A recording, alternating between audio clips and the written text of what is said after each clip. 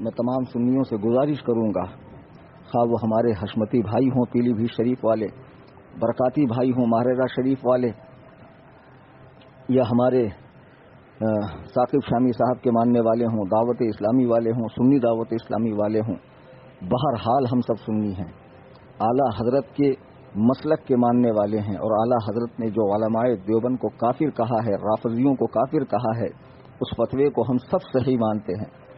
تو اس حد تک ہم لوگ اتحاد کر کے ان رافضی کتوں کا رد کریں، اور یاد رکھیں جب بھی آپ اجمیر شریف جائیں وہاں تاج الشریعہ کی ٹوپی پہننے والوں سے جھگڑا کیا جاتا ہے، مصطفیٰ جان رحمت پڑھنے والوں سے جھگڑا کیا جاتا ہے، ان سے شیرنی اور ان سے چادر نہ لینے والوں سے جھگڑا کیا جاتا ہے، اندر جا کر آپ مزار شریف میں تھوڑی دیر کھڑے رہیں، مار کر آپ کو بھگایا جائے گا، نذرانہ نہ دیں آپ کو مارا جائے گا۔ یہ ساری جو ظلم و زیادتی ہو رہی ہے، آپ ٹولی بنا کر اجمیر شریف جائیں، اور جب بھی کوئی مجاور آپ سے لڑیں سب مل کر ان کو پیٹیں، ان کی اوقات ان کو دکھائیں، خبیثوں کو کوئی حیثیت نہیں ان کا کوئی تعلق نہیں ہے سرکار غریب نواز سے۔ سرکار غریب نواز رضی اللہ تعالیٰ عنہ کی تعلیمات اس طرح کی تھی، معاذ اللہ رب العالمین کے صحابی رسول کے بھونکو حضرت امیر معاویہ کو فاسق کہہ رہا ہے، تیری ماں تیرے غم میں ماتم کرے حرام خور سانڈ۔ تجھے پتا ہے حضرت امیر معاویہ کے بارے میں اللہ کے نبی نے دعا فرمائی ہے کہ اللہ معاویہ کو کتاب کا حساب کا علم عطا فرما، معاویہ سے عذاب کو دور فرما لے۔ تو رسول اللہ صلی اللہ علیہ وسلم کی بات کو جھٹلانا چاہتا ہے؟ تیری اوقات کیا ہے؟ تیری حیثیت کیا ہے؟ ایک پیغام میں تمام سنیوں کو دوں گا۔ بعض لوگ میرے حوالے سے سمجھتے ہیں کہ میں صرف سنیوں کی ٹانگ کھینچتا ہوں، ایسا ہرگز نہیں ہے۔ 2014 میں عبداللہ مدنی سے مناظرے کے بعد میں مشہور ہوا، اور ہمیشہ میں غیر مقلدین کا، دیوبندیوں کا، شیعوں کا، تفضیلیوں کا، بدعات و خرافات کا، اہل قرآن کا، قادیانیوں کا رد کرتا ہوں۔ میری اکثر تقریریں آپ یوٹیوب پر سن لیں، اور 32 عدد کتابیں میری رد غیر مقلدیت پر ہے۔ کبھی کبھی میں جو اپنے بھائیوں کے حوالے سے تقریر کر دیتا ہوں تو اس کی وجہ یہ بنتی ہے کہ پہل ان لوگوں کی طرف سے ہوتی ہے۔ یہ ہمارے بھائی اسٹیج پر آ کر بیان کر دیتے ہیں تو بادل ناخواستہ مجھے جواب دینا پڑتا ہے، میں جوابی کارروائی کرتا ہوں، پہل نہیں کرتا ہوں۔ ہمیشہ یاد رکھنا میرے جتنے بیانات ہیں وہ عمل نہیں ہے، رد عمل ہے۔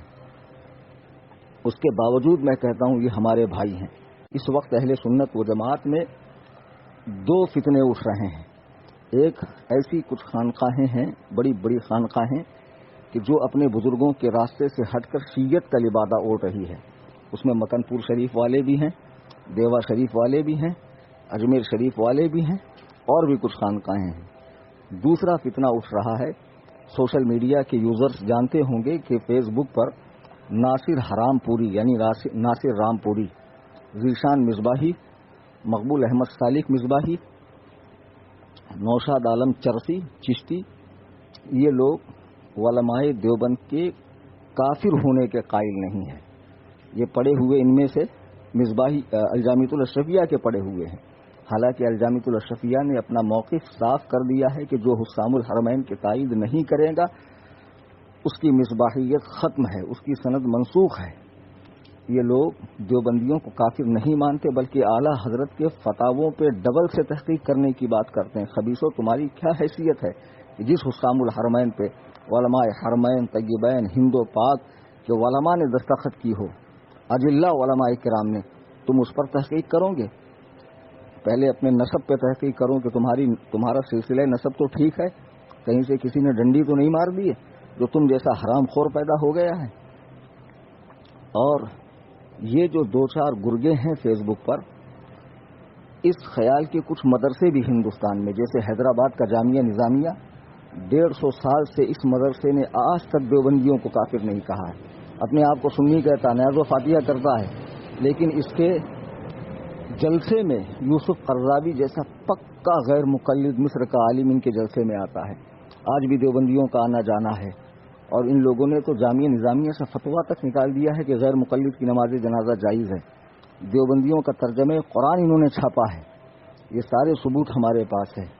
اسی طرح خانقاہ مجیبیہ پھلواری شریف بہار میں ایک خانقاہ جس نے اعلیٰ حضرت کی کتاب حسام الحرمین کی تائید تصدیق نہیں کی۔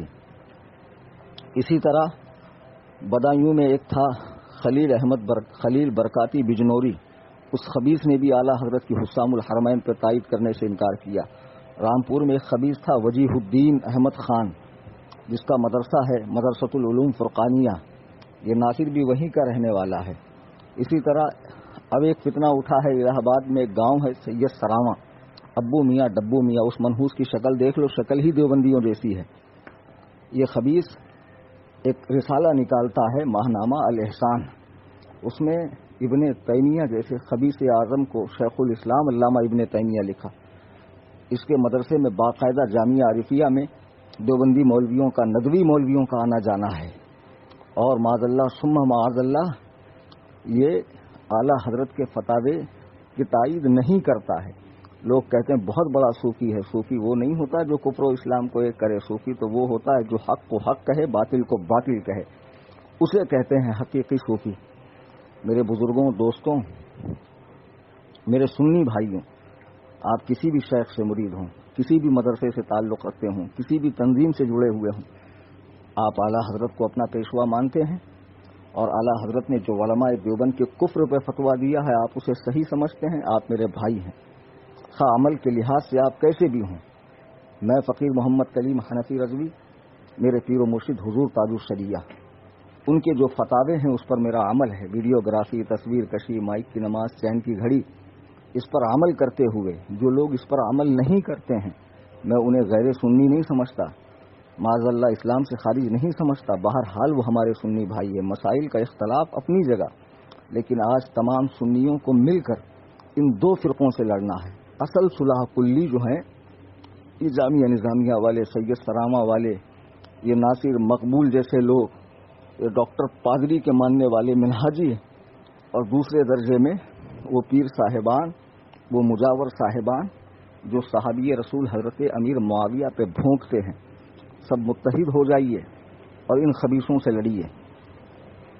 آپ کو پتہ ہوگا کہ دعوت اسلامی کے امیر مولانا الیاس قادری نے ایک سوال کے جواب میں کہا کہ 10ویں محرم کو شادی کرنا جائز ہے، اگر کوئی نہ کرے تو اچھی بات ہے محبت اہل بیت میں، تب بھی اس بندے کو لوگوں نے خارجی کہا، دشمن اہل بیت کہا۔ خبیثوں، قرآن و حدیث کا علم ہے تمہیں؟ سال کے 12 مہینے ہر دن ہر سیکنڈ نکاح ہو سکتا ہے، کسی دن منع نہیں ہے۔ اللہ تعالیٰ فرماتا ہے، حدیث قدسی ہے، لا تسبوا الدہر وانا الدہر، زمانے کو گالی مت دو، زمانہ میں خود ہوں۔ تو شادی تو کسی دن بھی ہو سکتی، تم نے اتنی سی بات پہ ایک مسلمان کو خارجی کہہ دیا، تمہاری ہمتیں اتنی بڑھ گئی ہے۔ چلو آؤ مناظرہ کر لو اس پر کہ 10ویں محرم کو شادی نہیں ہو سکتی ہے۔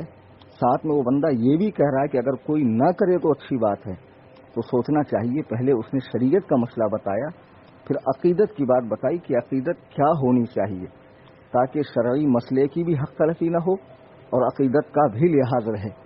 لیکن تم نے اس کی عقیدت کو نہ دیکھا۔ میرے بھائیوں، بزرگوں، متحد ہو جائیے۔ جیسے وہابی، دیوبندی، شیعہ، قادیانی غیر مقلدین کا ہم رد کرتے ہیں، ویسے ہی ان چھپے ہوئے صلح کلیوں کا، ان رافضیوں کا بھی رد کیا جائے جو مزارات اولیاء پر بیٹھے ہوئے ہیں اور امت کو برباد کر رہے ہیں، امت کو غلط راستے پر لا رہے ہیں۔ ان سب کا رد کرنا ہمارا فریضہ ہے اور بالکل رد کیا جانا چاہیے۔ اللہ تبارک و تعالی ہم سب کو قبول حق کا جذبہ عطا فرمائے، قرآن و سنت پہ چلنے کی توفیق عطا فرمائے، منہج سلف صالحین کا اتباع کرنے کی توفیق عطا فرمائے۔ وما علینا الا البلاغ۔